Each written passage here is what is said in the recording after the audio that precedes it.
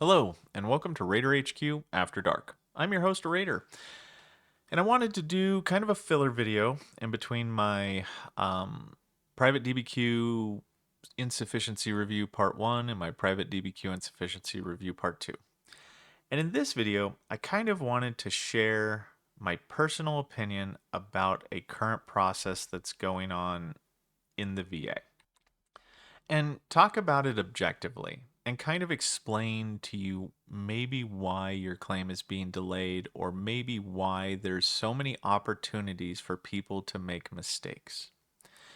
Now I'm going to go ahead and share my screen, and this video is about the deferral process, okay?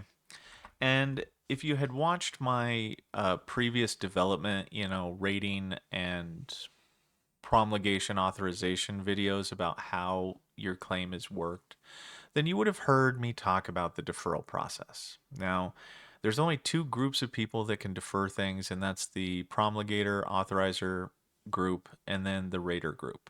Back to the development. Now, what happens with the promulgation and authorization group is they, and I had said this beforehand, out of fear, irrational fear of getting an error, they oftentimes will defer things back to the rater who did the rating and say, hey, look, I don't know if this is wrong. Could you please determine whether it is or is not wrong? Right? And that delay doesn't take too long. It's like a day delay. It's mostly annoying. So whenever I reference that, it's annoying. But that makes logical sense. The person that is reviewing your claim has a question, defers it back to the rater who did the claim, and then that person, corrects what was wrong, challenges the deferral and overcomes it, or explains to the promulgator or the authorizer the reason why the deferral was inaccurate. It's kind of a, it's a good, two-way system, to where I give something to them and they have a process to go back and kind of ask me questions and, get things fixed. Fair enough. I have no problem with that.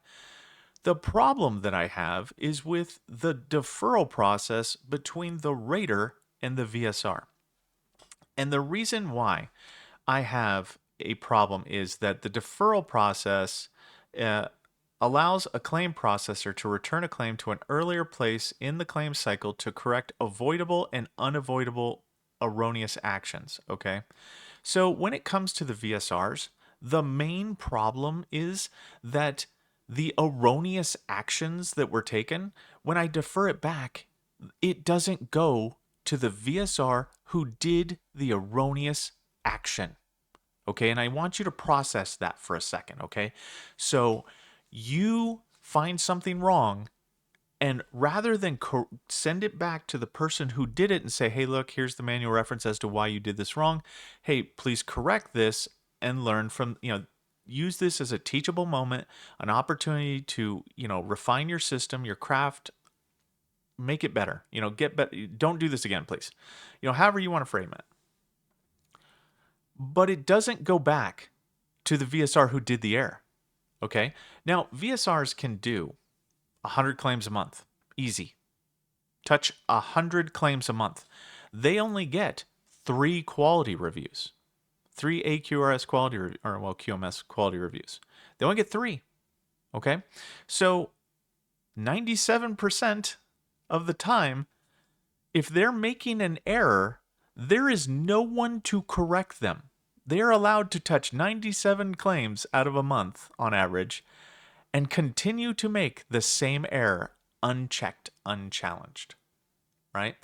I can have it to where whenever I defer something back, it doesn't even go to my RO. It'll go to like Hawaii or somewhere, right? Like it boggles my mind because if we're talking about like putting a magnifying glass on the VA, right? And looking at their processes and looking at their procedures and going, "Hey, look, what is the one thing you would fix?" This is my one thing because it is maddening getting work from the development side and having them continually make the same mistake that I have to defer back for and they never learn from it. And I can't go to them. I can't actually say, hey, look, you messed up. Because that's you got to go through your coach. Well, I go through my coach and nothing happens. right? There's no remedial training. There's no nothing like that. Like rating truly, for the most part, I can't speak for everyone, but everyone that I've ever talked to in rating hates development's guts with a passion. Okay, and now let's take the veteran out of the equation. Let's take the claim out of the equation. Why should I have to do your work for you in some instances, right? Because the rater can correct, if they can correct the action that the VSR didn't do, like order the examination that should have been ordered that wasn't ordered, we can take that action. But why are you getting paid, right? And I'm not trying to dog on the VSRs because it's a training issue, right? Like it's a lack of training. When COVID happened, before COVID, VSRs had 6 weeks of training. Raiders had 4 weeks of training plus a classroom time after that of a month plus 6 months of additional training. Like Raiders get trained. VSRs used to get 6 weeks of training. When COVID hit, okay, that 6 weeks went down to 2 weeks. Digital training. Okay, so the people who are reviewing the complex medical evidence and the people who are going through and determining whether or not you get an exam and whether or not dysthymia and depression are the same thing, 2 weeks of training. That's it. I mean, hell, we got more training in basic training, right? And that's not even that didn't even count hardly, as training. But it kind of annoys me that two parts. So it annoys me that the VSRs are set up for failure based upon a lack of training. And that lack of training is reinforced by the fact that they do not get the opportunities to get their own deferrals given back to them so that way they can have that teachable moment. Now, and it's the odds sometimes that the VSR, they only get 3 quality pulls a month out of like 100 claims.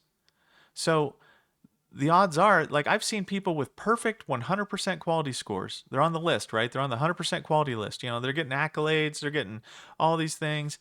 But I've seen the hot mess garbage that they're putting out that I have to correct on a daily basis. And there's nothing more frustrating than doing someone else's job while they're just messing around. Not intentionally, I should say.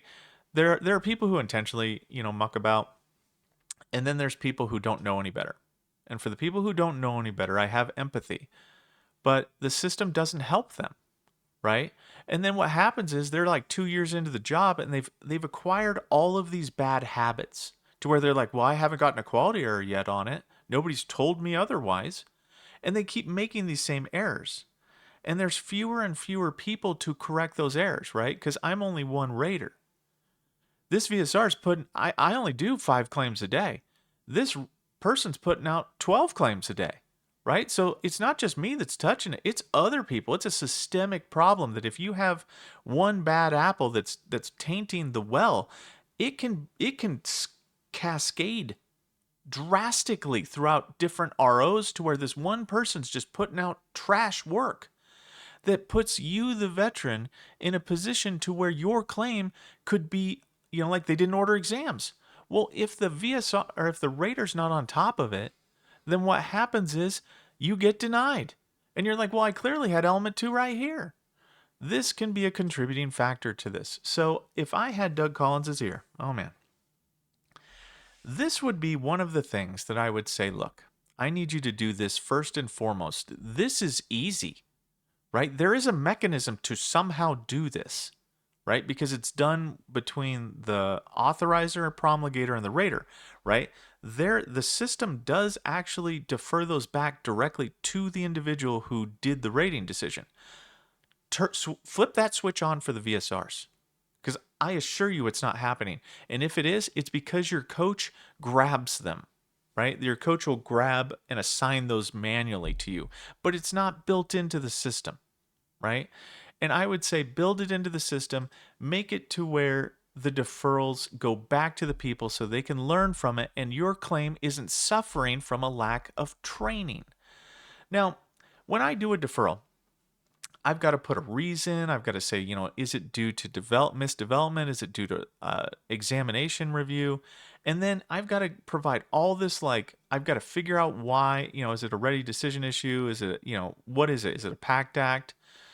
these are the promulgation ones. Like they have specific classifications. So mine would be like it's incomplete development, missed evidence, development exams. You know, right? Like they didn't do the increase exam. You would not believe how many times I've had to do increase exams because somebody, for whatever reason, missed it, and it's not cool when they miss it. So I don't know. I'm just rambling once again at this point, and I'm not rambling to get you mad.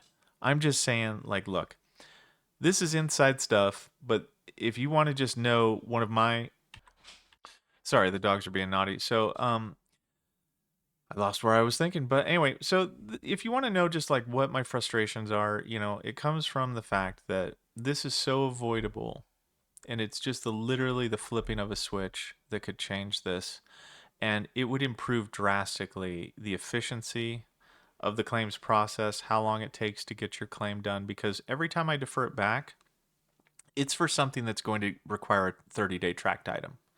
So it was something that was missed, and you've already waited so long. They could have done all these things in tandem at the same time a lot of the time.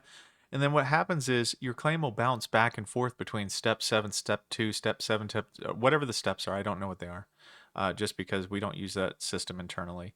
But you keep getting bounced back and forth, and then what also happens is, and I might have said this beforehand, but it becomes problematic to have multiple VSRs touch your claim because that VSR at that point in time could mess up the thing I told them to do, at which point in time I have to defer it back because the claim comes back to me, right? I made the deferral. The claim actually comes back to me. It's so bizarre that it doesn't go back to the VSR. But anyway, I digress.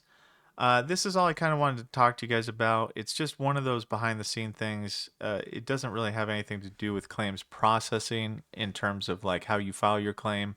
There's no advantage to you knowing this to file your claim. I'm just pointing it out there for the people that are also VA employees who listen to my work and can hear my frustration. But anyway, that's about all I got for you in this one.